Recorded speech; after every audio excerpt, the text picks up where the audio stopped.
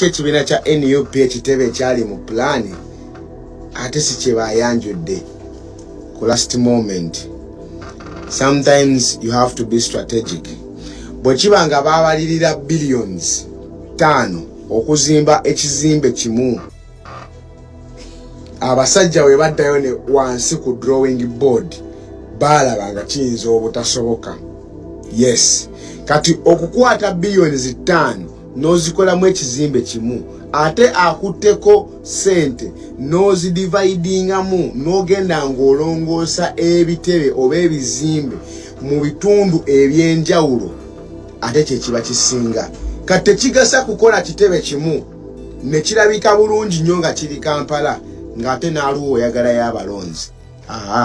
Ne Masaka oyagalayo abalonzi. Yes, Eigango oyagalayo, Mubendo oyagalayo, n'ebitundu ebisigadde okwetoloola Uganda. Kati so what they had to do, sente zino muzikwata ne mulongoosa kino nga bwe walabye ekitebe bwe kifaanana. To be honest, ekitebe kirabika bulungi ddala. Kati n'ogenda ne mu bitundu ebyenjawulo n'ogenda ng'okola renovations zezimu oba si kino ozimbayo structures entonotono, no dividing a sente zino nosobola okuba ng'okoze ebitebe ebyenjawulo okwetoloola eggwanga, because ekibiina ky'ebyobufuzi kirina okubeera strategic nga kirina amakanda mu buli kitundu, mu buli region, mu buli sub-region, mu buli country, mu buli sub-country. Kati so mmwe bwe baali bakutte etteeka nti ekizimbe kigenda kubeera kimu, bw'olaba ate nga balina kye bakoze with the promise of others, ate wandibadde musanyufu nnyo, wandibadde weekubirako mu ngabo nti bano abasajja abagezi oba okategedde mukwano gwange. N'ekirala waliwo n'okuba nga pulaani baagaana okujja approvinga. Ako just mbuuza bubuuza awo Honorable Lutamaguzi mukwano gwange wagwononziramu.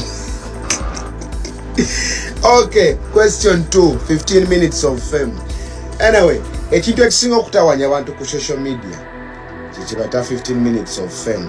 Buli muntu yenna ng'okyaliko app eno ino trendingako nkikuddiremu. Buli TikTok era ne oba olina abantu babiri abakulaba olina trendingako, olunaku lugenda kukyolwa. Okole video nga Kabaka Mwanga otrendinge, okole video nga Madubala Wumwayu otrendinge, okole video nga Mubirundeka otrendinge, okole video nga Muzafaru otrendinge, okole video nga Barista otrendinge, obanga Kiseka, obanga Apotop, olunaku lugenda kukyolwa regardless how big is your account. Wabula ekisinga okubeera ekizibu kankikugambe, ebiseera ebisinga bw'omala okutrendinga n'ofuuka n'olowooza nti ofunyeeyo eryettutumu nze lyempita 15 minutes of fame, otuuka ekiseera n'otandika okukola ebintu by'olaba ebisobola okusigaza ng'oli relevant mu bantu, awo we tukolera ensobi. Jjukira okutrendinga kyabadde natural, tewakikase, naye kati otandika okukolayo ebintu ebyokkako obukase osigalewo, omwe tukolera ensobi. Baganda bange nze nali w'amaanyi, nakola ensobi nnyingi, nze nejjusa nakati ezankostinga nakati, because nagirako ettutumu lingi nnyo mu kwagala okusigala nga ndi relevant. Natandika okukola ensobi nnyingi nnyo, okitegeera. Abantu bangi bajja mu inbox yo, abantu bangi bajoininga saako yo, onakugamba kino onakugamba kiri, n'otuuka ekiseera ng'olaba oli too important of which you are not. Obeera oli mu kwerimba. It's just a friction, it's just 15 minutes of fame zeze kutawaanya mu kwagala okusigala nga ndi relevant. I did so many mistakes of which I live to regret. Naye ate just know kati nakitegeera, you don't have to force things. Keep doing your thing. One day, one time you will shine. Toyina kukaka mbeera yonna. Kati buli kyegendereze, buli ayatiikirira n'asigala nga akakaayokya, nkikuddiremu. Buli ayatiikirira n'asigala nga akakaayokya ayokya. Kankunyuzeeyo akaboozi. Video njagala kukola ya dakiika 6.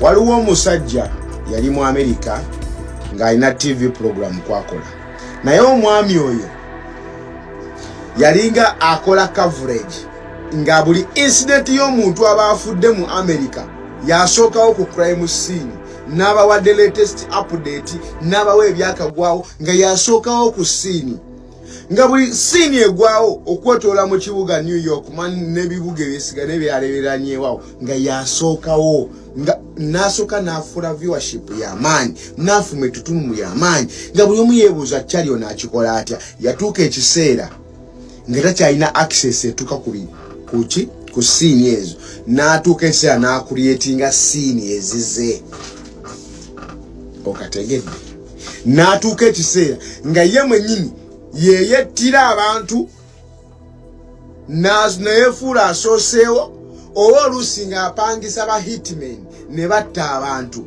neyefuula nti yasooseewo oba okategedde kati kwe bayita okufoosinga ebintu nejjukira mu kusooka kyali natural ne kituuka nga oli mu kukikaka era eventually yamala nakwatibwa just like most of us, just like most of you out there. Mumala ne mukaka ebintu ne mucreatingawo embeera simply because you want to stay relevant. Relevancy. Mukama bw'akulinnyisanga eddaala kkiriza nti Mukama yakikoze. Kola Mukama by'ayagala ebisanyusa abantu be b'obeera nabo. Mukama ayinza okulinnyisa eddaala n'owalampa n'olowooza nti buli muntu ogenda kumulinnya ku mutwe kubanga oyimuse. Na weerabira nti naye waliko wa wansi tewali bw'otyo nga bw'oli olwaleero. Bw'oyimuka eddaala omukisa ogwo ate n'ogukozesa bubi kijja kuba kya nnaku nnyo okuwanuka waggulu eyo ogwe obulwe n'akuyoolawo. Bw'obanga Mukama akuwadde weeyisize bulungi ku buli muntu n'abali wansi bakyasobola okukyuka ne bafuuka ekyo ky'oli gwe abadde afunye eddaala ly'owalampiddeko nga gw'okkakkana mbigere byabwe. Obubaka bw'omwami ono nkakasa nti ffenna tubuwulidde bulungi. Tuggyemu ekyokuyiga kubanga abantu bangi bamera amalala nga bamaze okufuna ku mannya. Bw'ofuna erinnya oyinza okulowooza omazeeyo ensi yonna naye ne weerabira nti ono gwe wosiimuulizaako ettoomi naye asobola okukyuka enkya ng'ate y'alina erinnya eddene okukusinga.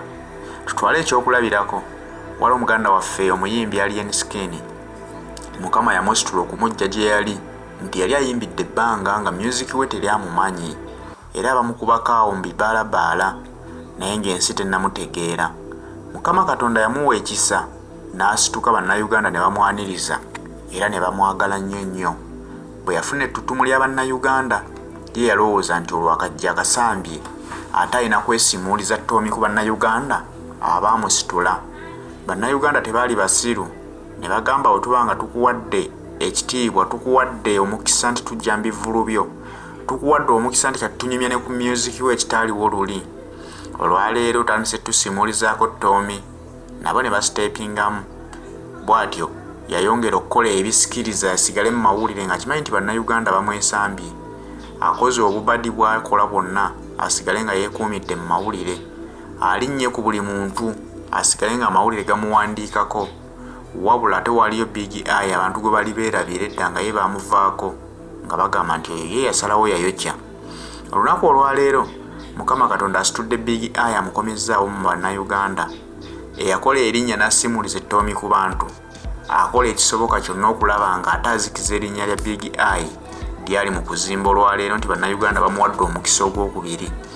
Bannayuganda be basalawo nti kati ffe twagala gundi be basalawo kubanga ebivulu byammwe era be babijjamu be basalawo nti kati tujja kgenda wa Big Eye oba tujja kgenda wa Alien. Abantu abamu bwe beerabira ekintu ekyo bo balowooza nti be baamaanyi ennyo okusinga bannayuganda ababawagira. Bw'ofuna erinnya n'omera amalala weerabidde nti amalala ge gakulembera ekigwo. Big Eye olwaleero tukkirize nti kati yaliko kubanga bannayuganda basazeewo nti gwe baagala. Naye gwe yafunako ku linnya weebuuze ki ekyalisuula. Walikozesa bubi n'oyagala okusimuuliza ettoomi ku buli muntu gw'osanze. Bw'atyo ne Mukama yalaba n'agamba nti ono omusajja olaba muwaddemu erinnya kaseera buseera ne yeeyisa bw'ati olwo bwe nnaalimuwa okumala emyaka nga yaliko. Ne Mukama akusangula ku maapu n'azimbayo omuntu omulala era n'amusitula. Kati kye kiriwo olwaleero nti kati Big Eye abantu bamuwadde second chance era bamusitudde yali ku mimwa gy'abannayuganda. N'olwekyo twegendereze nnyo ebintu bye tukola. Bw'obaako ky'oli ng'olina gw'osinga gw'olaba mu kitundu kyo nti omusinga tekamuyisanga kasasiro kuba naawe tewatandika ng'oli kyoli olwaleero wakifuuka bufuuzi kati okakasa otya nti ye tasobola kufuuka ku ekyo kyoli ng'ate ggwe oli wansi ku ye.